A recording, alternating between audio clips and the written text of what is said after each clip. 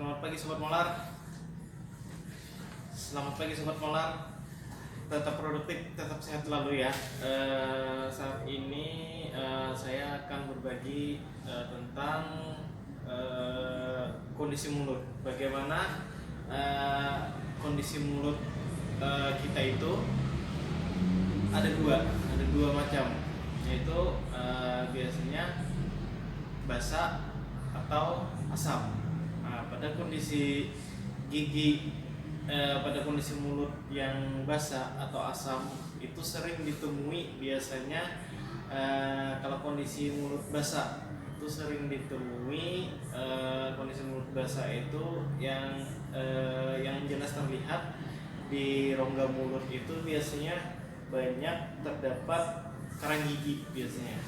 Nah, jadi kalau kondisi mulut basah itu banyak karang gigi itu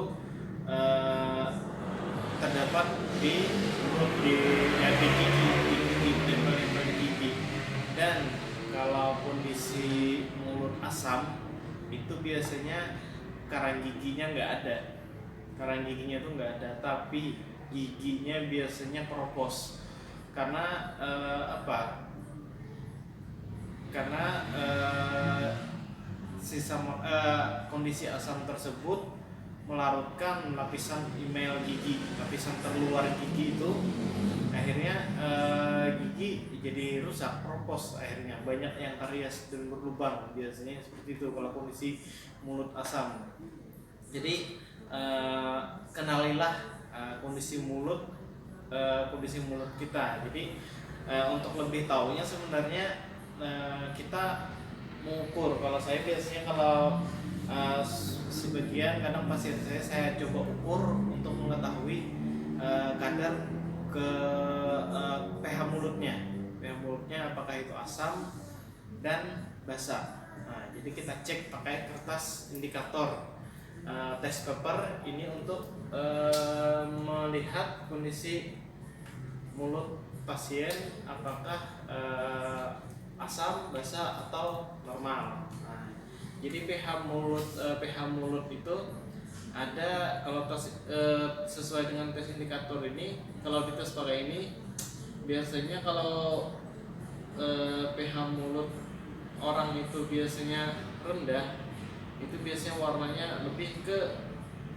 kuning, orange gitu. Tapi kalau dia netral, hijau muda. Tapi kalau dia udah pH-nya lebih di atas normal, di atas 7, itu biasanya 8 itu hijau banget. Yang normal itu sebenarnya 7, pH mulut yang normal 7. Jadi dites pakai indikator ini. Nah, kadar keasaman mulut itu juga biasanya dipengaruhi pada saat kita habis makan itu otomatis kondisi pH mulut itu berubah menjadi asam. Nah, jadi berubah menjadi asam, tapi nanti akan normal kembali setelah 1 jam.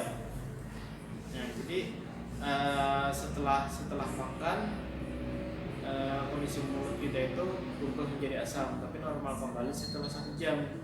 Nah, jadi sebisa mungkin untuk menjaga kesehatan gigi dan mulut, sebenarnya pola makan itu juga harus diperhatikan. Pola makan, diet makan itu harus diperhatikan. Jangan selalu ngemil setiap jam, akhirnya apa? Kalau setiap pasien ini kan setiap 1 jam habis makan itu kondisi mulut kita berubah menjadi normal. Jadi mulut kita ini bisa menetralisir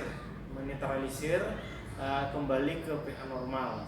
Nah, dalam jangka 1 jam. Tapi kalau pola kebiasaan sering ngemil, makan makanan kecil nah itu akhirnya nanti misalkan makan misalnya jam 12 makan jam 12 siang, misalnya nanti jam 1 itu pengen makan lagi, makan makanan ringan, ngemil segala macam. Akhirnya nanti habis ngemil nanti jam 1 ya, sebelum jam 1 dia pengen makan lagi. Habis itu nanti sebenarnya habis makan tadi jam 12, jam 1 itu dia udah menetralisir, tapi sebelum dia mau netralisir akhirnya mau makan lagi nih, rasanya mau makan, akhirnya kondisi yang tadi kondisi mulut pH-nya harusnya normal kembali lagi ke asam karena dia makan lagi. Jadi habis itu nanti pas mau jam 2, habis jam 1 tadi makan, jam 2 dia mau makan lagi, akhirnya pada pasien-pasien orang-orang yang suka ngemil makan itu biasanya cenderung giginya memang banyak yang rusak. Nah jadi pola makan itu juga penting diatur, dijaga. Jadi dikasih jarak waktu jam-jam agar mulut ini bisa menetralisir ke kondisi normal pada pH mulutnya. Nah jadi biasakan makan, kalau enggak istilahnya tuh dikenyangin lah. Jadi misalnya makan siang, misalnya jam berapa? Jam 1 atau jam 2 itu makan dikenyangin. Kalau misalnya kebiasaan suka ngemil, sekalian habis makan tuh ngemil sekalian deh. Misalnya suka makan coklat atau habis makan biasanya porsinya jumbo. Saya sebenarnya makan juga porsi jumbo ini. Cuman saya biasanya mengatur pola makan. Jadi pola makan saya atur karena saya juga suka ngemil. Jadi misalkan saya biasanya makan jam 1 atau jam 2, biasanya habis makan itu saya barengin makan buah biasanya. Kalau mau saya ngambil coklat ya saya mengambil coklat, dan akhiri biasanya makan buah, dan habis itu saya bersihkan. Nah itu ya, sebenarnya untuk konsumsi buah juga sebenarnya sebaiknya di awal, tapi ya terserah lah mau. Yang penting saya memberitahu untuk diet pola makannya dulu. Jadi pola makannya itu satu waktu. Jadi kalau mau makan apa udah habis makan tuh makan segala macam. Nah setelah itu nggak boleh makan lagi. Itu untuk mengatur kondisi pH mulut supaya kondisi mulut itu nanti ada saatnya dia stabil, menetralisir kondisi mulut. Nah jadi setelah makan itu makan besar lah istilahnya, nggak ada makan lagi kecuali kalau minum air putih. Nah itu setelah itu jadi ada kondisi mulut itu merepair, dia kembali ke pH normal.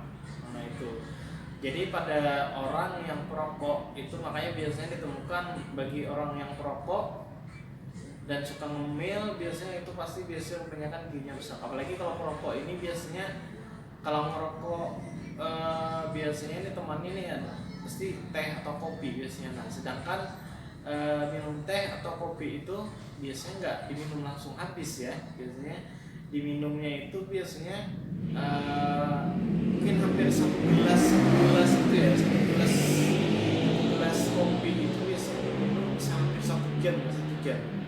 Nah padahal kalau minum teh atau kopi itu harus, kalau bisa sih sebenarnya paling lama 15 menit ya mungkin harus habis. Nah, cuman ya mungkin karena kebanyakan orang kan nggak enak menikmati kopi itu, teh tuh saya juga dulu sering konsumsi teh segala macam, nggak enak kalau langsung habis. Nah itu jadi ya kembali ke diri masing-masing. Jadi saya di sini hanya memberitahu bagaimana caranya agar mulut, kondisi gigi dan mulut kita agar selalu sehat. Nah jadi pola makan itu harus dijaga. Nah kayak tadi minum kopi 15 menit biasanya menghabiskan 1 jam. Nah itu dari harus, kalau misalnya kita minum kopi atau teh itu dalam satu waktu misalnya 15 menit 10 menit itu habis, udah saat itu 1 jam kemudian itu kondisi mulut itu bisa netral. Dan tapi kalau mau minum teh kopi itu dalam waktu 1 jam lebih, itu akhirnya kondisi mulut itu asam. Jadi mempercepat proses pelarutan email gigi, lapisan gigi, akhirnya itu tadi gigi jadi keropos. Nah, seperti itu. Jadi jaga betul-betul, diperhatikan pola makan agar kondisi mulut itu tetap stabil. Nah, bagaimana dengan kondisi mulut yang sudah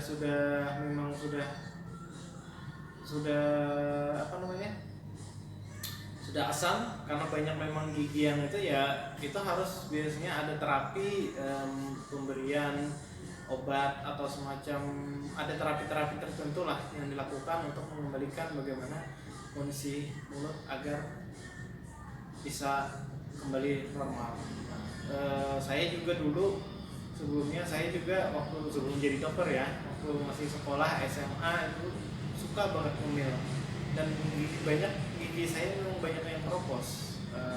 Cuman pas saya sudah tahu, pas kebetulan saya kuliah di kedokteran gigi, dan akhirnya saya mempelajari, dan sekarang istilahnya itu stop, udah terhenti, karena saya itu tadi mengatur pola makan.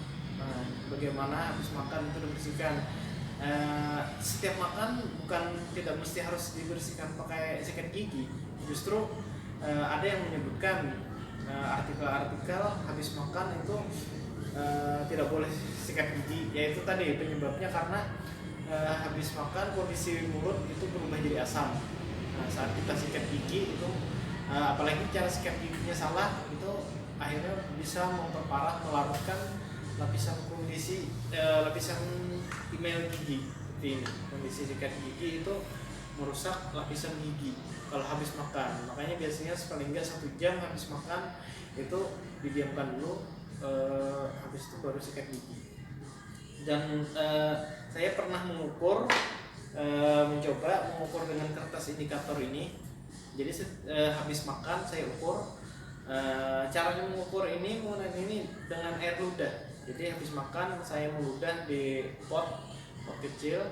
Habis itu ambil kertas indikator ini, dicelupkan untuk mengetahui seberapa kadar pH mulut saya. Dan memang ternyata habis makan itu kondisi mulut itu memang kondisi pH mulut itu memang turun. Jadi dan saya mencoba habis makan itu memang kondisi pH mulut itu menurun. Dan saya coba untuk kumur pakai air hangat, tentunya kumur pakai air putih ya. Saya coba kumur pakai air hangat, ya saya kumur kira-kira 30 sampai 1 menit kumur. Dan setelah saya cek lagi pakai tes kertas indikator ini, ternyata kondisi pH mulut itu naik, berubah. Jadi habis makan minimal kumur pakai air putih itu bisa membantu menaikkan pH-nya lagi. Dan kalaupun mau sikat gigi, biasanya kadang ada yang orang biasa habis makan sikat gigi, itu tadi harus dengan sikat gigi yang benar. Caranya seperti apa? Silahkan cek video saya yang sebelumnya, ada bagaimana cara menyikat gigi yang baik dan benar di situ. Itu udah saya ajarkan. Jadi habis minimal kalau misalnya pun mau gosok gigi ke situ, seperti itu. Jadi untuk menjaga kebersihan gigi dan mulut itu, kondisi pH itu harus diperhatikan juga. Kebersihan itu sangat penting, berperan penting terhadap kebersihan gigi dan mulut kita. Terima kasih. Apa yang saya sampaikan ini semoga bermanfaat dan semoga bisa merubah habit, kebiasaan kita menjadi lebih baik, karena kesehatan adalah investasi yang utama. Terima kasih. Tetap sehat selalu, tetap semangat, dan selalu produktif.